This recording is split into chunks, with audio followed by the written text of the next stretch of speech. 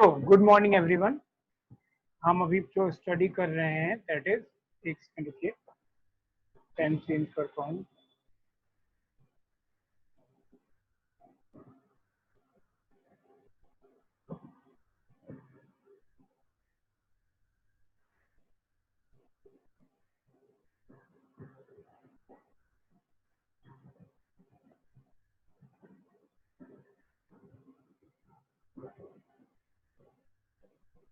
Admission of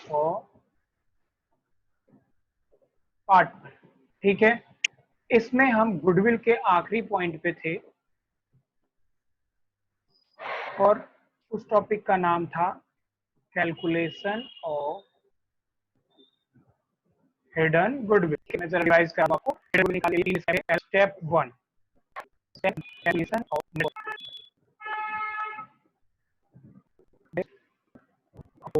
new partnership, ये आप निकाला। इसके बाद step 2, calculation of network old capital plus new partner. फिर से सुनिए, पुराने पार्टनर के कैपिटल या पुराने पार्टनर नए पार्टनर के कैपिटल या नए पार्टनर के शेयर के बेस पे जो उसका शेयर है 1/4 या 1/5, उसके बेसिस पे हम पहले नेटवर्थ निकालेंगे बिजनेस का। उसके बाद क्या करेंगे, हम बिजनेस का नेटवर्थ निकालेंगे नॉर्मली, ठीक है। इसमें क्या करेंगे, पुराने पार्टनर्स के कैपिटल को जोड़ देंगे,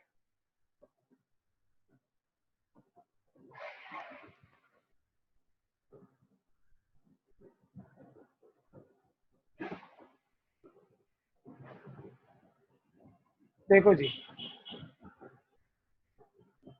नेटवर्थ हमने निकाला किसके बेसिस पे,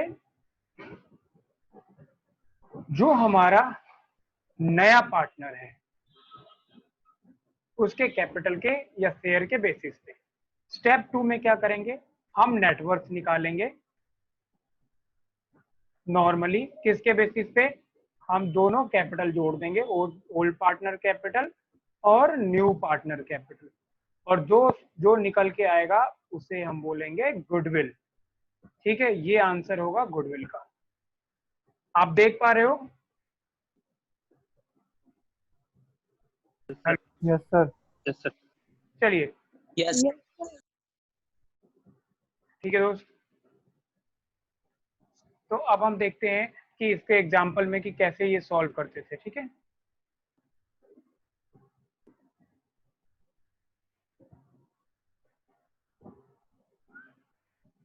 देखिए, हमने एग्जाम्पल क्या लिया,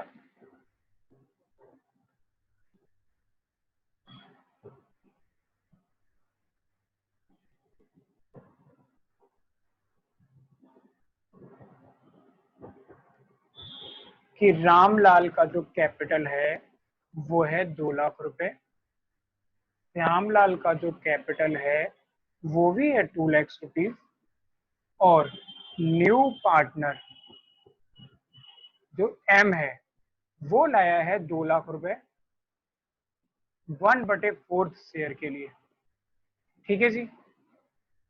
सो अब हमें निकालना है कैलकुलेट हिडन गुडविल। अब इसे कैसे सॉल्व करेंगे, देखिए, हम लिखेंगे यहाँ पे पर्टिकुलर, यहाँ पे लिखेंगे अमाउंट, यहाँ लिखेंगे स्टेप 1 कैलकुलेशन ऑफ नेटवर्थ, ठीक है, based on AIIMS share. 2 lakh रुपए एम लेके आया है दोस्त, 1/4 के लिए, तो कुल कैपिटल कितना, 8 लाख। स्टेप कैपिटल नेटवर्थ है वो क्या है,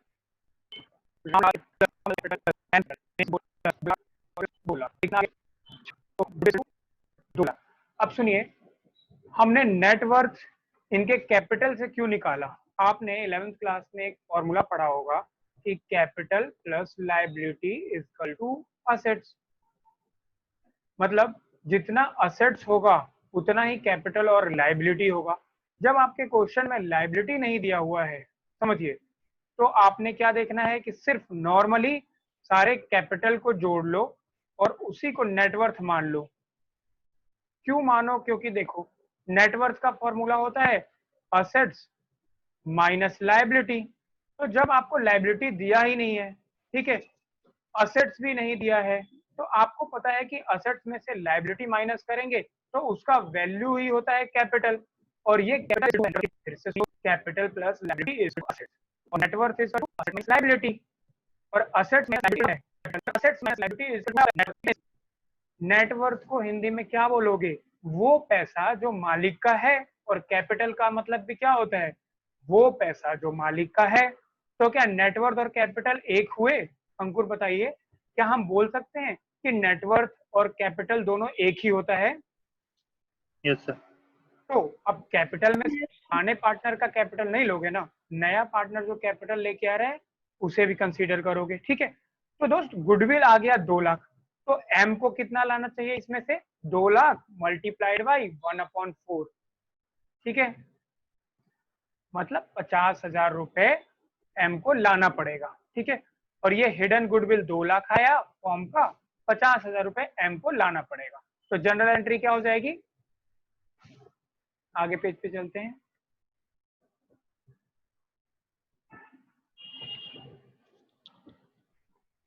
देखो जी, जनरल एंट्री क्या हो गई? कैश अकाउंट डेबिट, क्योंकि मोनी सिर्फ 2 लाख रुपए लेके आई है, टू एम्स कैपिटल 2 लाख रुपए, ये पहली जनरल एंट्री है। दूसरी जनरल एंट्री क्या हो जाएगी दोस्त? M's capital account debit to Ramlal capital account और टू श्यामलाल कैपिटल अकाउंट। 50,000 इसको गुडविल लाना था, जो कि ये लेके नहीं आई है। 25,000 और 25,000 इनको मिल जाएगा, इनका शेयर 1:1 था।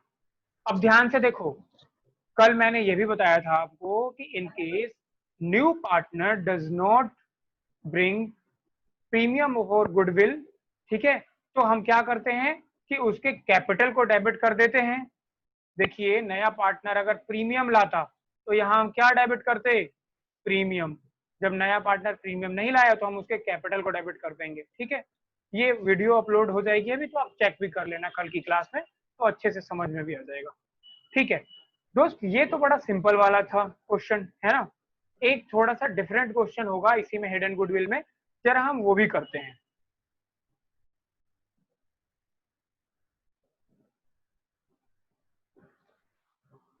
आप सब ना अपने को बुक में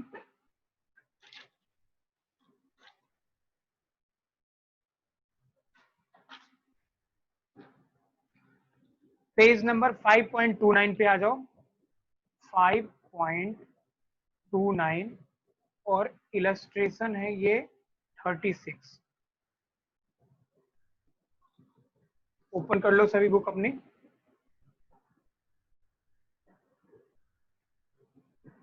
पेज 5.29 इलस्ट्रेशन नंबर 36। देखो हो सकता है नई किताब में ये इलस्ट्रेशन नंबर 35 हो या 37 हो, इसलिए मैं पहली लाइन को रीड कर देता हूँ। Balance sheet of X and Y who share profit and losses in the ratio of 3:2 as at 31st March 2019 was। Balance sheet X and Y का, जो कि अपने प्रॉफिट एंड लॉस को बांटते हैं 3:2 में, उनका 31 मार्च 2019 को बैलेंस शीट दे रखा है। लाइबिलिटी का और एसेट्स का जो टोटल बैलेंस है वो 2,65,000 रुपए है, ठीक है। मिल गया आपको क्वेश्चन? बताइए। सर यस सर, 34 क्वेश्चन है न्यू बुक में। Yes sir. किताब में 34 है और पुरानी किताब में 36 है। चलो अंकुर, तुमने बोला कि sir net worth is equal to capital. Net worth is equal to capital in case जब आपको कैपिटल के अलावा कोई रिजर्व ना दिया हो, ठीक है। आपने पढ़ा था 11th क्लास में कि जब बिजनेस प्रॉफिट कमाता है तो ये कैपिटल में ऐड हो जाता है, और जब लॉस होता है तो वो कैपिटल में माइनस हो जाता है। ये आपको याद होगा।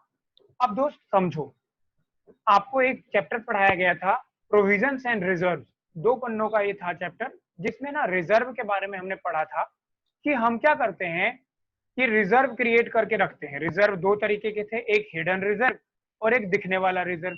ठीक है, कैपिटल में आपने प्रॉफिट ऐड करा तो कैपिटल आपका इंक्रीज हो गया, लेकिन अलग तरीके का भी प्रेजेंटेशन होता है बैलेंस शीट में, जिसमें हम कैपिटल लिखते हैं, उसके नीचे प्रॉफिट एंड लॉस अकाउंट का भी क्रेडिट बैलेंस दिखते हैं, फिर उसके नीचे रिजर्व एंड सरप्लस भी लिखा रहता है। मुझे बताओ कि आपने ऐसे बैलेंस शीट नहीं देखा है या देखा है? Yes sir. देखा होगा। नॉर्मली बैलेंस शीट में होता है कि ये है कैपिटल और अलग से प्रॉफिट एंड लॉस भी है और ये रिजर्व भी है। अब मुझे बताओ, ये जो प्रॉफिट एंड लॉस है और ये जो रिजर्व है, ये किसका है? क्या ओनर का सिर्फ ये कैपिटल है? ये प्रॉफिट एंड लॉस जो कमा के बिजनेस में रखा हुआ है या जो रिजर्व एंड सरप्लस में डाला हुआ है, क्या ये ओनर का फंड नहीं है? हाँ बच्चों, ये ओनर का फंड है। और जब भी आपको कैपिटल के साथ प्रॉफिट एंड लॉस अकाउंट और रिजर्व भी दे रखा हो तो नेट वर्थ इनका टोटल होगा। ठीक है, नेट वर्थ इनका टोटल होगा। लेकिन अब आपने लायबिलिटी साइड की तो सारी एंट्रीज देख ली, पर असेट साइड में भी कोई ऐसी चीजें होंगी जो आपको, अब ये प्लस करने वाली थी वो माइनस करने वाली मिलेंगी। वो 2 आइटम्स होते हैं।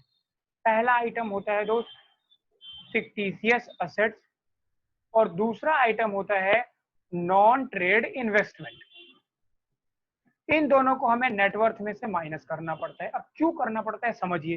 फिक्टिशियस एसेट्स आप बहुत अच्छे से जानते हो कि ये बस नाम का असेट्स होता है, काम का असेट्स नहीं होता है। जैसे advertisement expense, deferred revenue expense, जिसे हमने क्या कर दिया है, एडवर्टीजमेंट खर्चा है, हमने कैश आउटफ्लो कर दिया है, हमारा एक्सपेंस हो चुका है, पर हम उसे एज अ असेट ट्रीट कर रहे हैं। नॉन ट्रेड इन्वेस्टमेंट को नेटवर्थ में से क्यों माइनस करेंगे? समझो, आपका बिजनेस है कपड़े का, कपड़े के बिजनेस में जो पैसा लगाया है, ठीक है, उस कैपिटल से आपने कपड़े में पैसा लगाया है तो उससे कपड़े बेच के पैसा अर्न होगा। अब आपने फिक्स डिपॉजिट करा दिया है, एफडी करा दिया है, शेयर्स खरीद लिए हैं, ये नॉन ट्रेड इन्वेस्टमेंट है। इससे जो इनकम आएगा वो आपके बिजनेस के ऑपरेशन का इनकम नहीं है, तो इसीलिए हम इसको नेटवर्थ में नहीं रखते हैं, इसे निकाल के बाहर फेंक देते हैं। तो नेटवर्थ का फॉर्मूला क्या निकला दोस्त? नेटवर्थ का फॉर्मूला निकला capital plus profit and loss का क्रेडिट बैलेंस प्लस रिजर्व्स और माइनस फिक्टिशियस एसेट्स और minus miscellaneous expenditure. Miscellaneous expenditure बोल रहा हूँ, नॉन ट्रेड इन्वेस्टमेंट। ठीक है, क्या आप ये समझ पाए जो मैंने आपको एक्सप्लेन करा कि नेटवर्थ में ये 2 चीजें शामिल की होंगी और ये 2 माइनस की होंगी? Yes sir. अब बेस पे ना ये क्वेश्चन है दोस्त 36 या 34, देखते हैं। हमारे पेपर में भी ऐसा क्वेश्चन आ सकता है बैलेंस शीट वाला, और ये बहुत आसान होगा। क्वेश्चन ये बड़ा लगेगा पर आसान होगा। Balance sheet of X and Y who shares profit and losses in the ratio of 3:2 as a 31 March 2019 was sundry creditors 1 lakh रुपए, रिजर्व्स है 60,000 रुपए, प्रॉफिट एंड लॉस अकाउंट है 25,000 रुपए। अब बताइए, लाइबिलिटी साइड दे रखा है प्रॉफिट एंड लॉस अकाउंट, तो क्या इसके आगे लिखना चाहिए क्रेडिट बैलेंस? नहीं, लाइबिलिटी साइड जो भी दिख रहा है वो सब क्रेडिट बैलेंस ही है। अच्छा अंकुर बताओ, अगर प्रॉफिट एंड लॉस अकाउंट का बैलेंस असेट साइड होता, इसका मतलब क्या है? अगर प्रॉफिट एंड लॉस को हमने असेट साइड लिखा हुआ होता तो उसका मतलब क्या होता? Loss. Loss. Very good. X capital 48,000, Y capital 32,000 और असेट्स में है cash 10,000, debtors 50,000, stock 70,000, furniture 20,000, plant and machinery 1 lakh रुपए और एडवर्टीजमेंट सस्पेंस, देखो दोस्त आ गया फिक्टिशियस असेट्स 15,000 रुपए। ठीक है, they admitted Z as partner from 1 April 2019 for 1/5 share in the profit of the firm. Jed brings 50,000 as his capital. Give journal entry for the adjustment of goodwill. दोस्त Z कितना लाया है 50,000। चलो जल्दी से सॉल्व करते हैं। Solution, calculation of hidden goodwill as, नीचे हम कैलकुलेशन करेंगे हिडन गुडविल का। सबसे पहले लिखेंगे पर्टिकुलर और यहाँ पे दे देंगे अमाउंट का निशान और एक लकीर ऐसे खींच देंगे। सबसे पहले लिखेंगे step 1, calculation of net worth based upon, क्या नाम है नए कैपिटल का, जेड। नए पार्टनर का नाम है दोस्त जेड कैपिटल। जेड का कैपिटल है 50,000 रुपए, मल्टीप्लाइड बाई ये आया है 1/5 के लिए, तो फर्म का कितना हो जाएगा शेयर 2,50,000 रुपए। ठीक है, 25 2,50,000। ठीक है दोस्त। अब स्टेप 2 जी कितना है 48,000, 48, दूसरे का है प्लस रिजर्व है 60,000। ठीक है,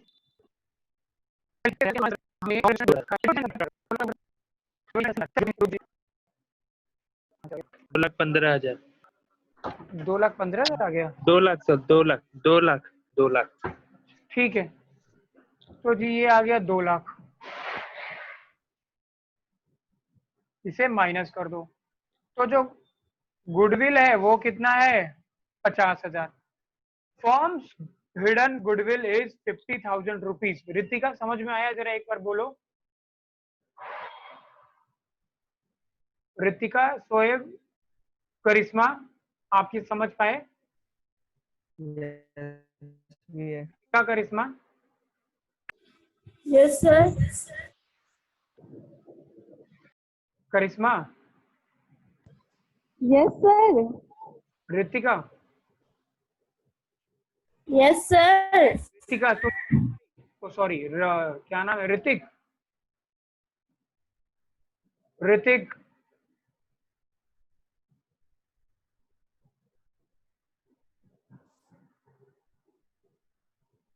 क्या बोला तुमने, आवाज नहीं आया। अनम्यूट तो किया था तुमने पर कुछ सुन नहीं पाए हम। ठीक है, कुछ बोला ही होगा।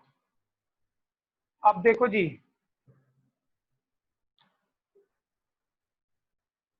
Total hidden goodwill is equal to 50,000।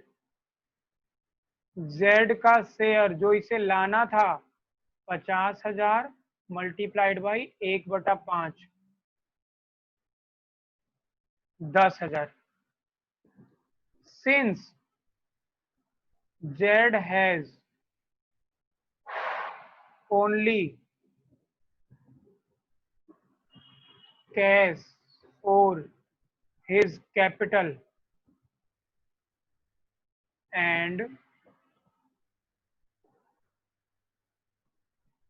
not for share of premium, hence his capital account oblique current account will be debited. अच्छा, क्या है प्रॉफिट शेयरिंग रेशियो, जरा देखो 3:2। 3:2 दे रखा है, कोई नया रेशियो दे नहीं रखा। तो 10,000 को 3:2, इनका सेक्रीफाइसिंग रेशियो भी क्या हो जाएगा 3:2। तो 5 दूनी 10, तो इंटू 3 इंटू 2, तो ये 6 आ गया। 2 क्या नाम है इनका, हाँ चला गया, एक्स और वाई।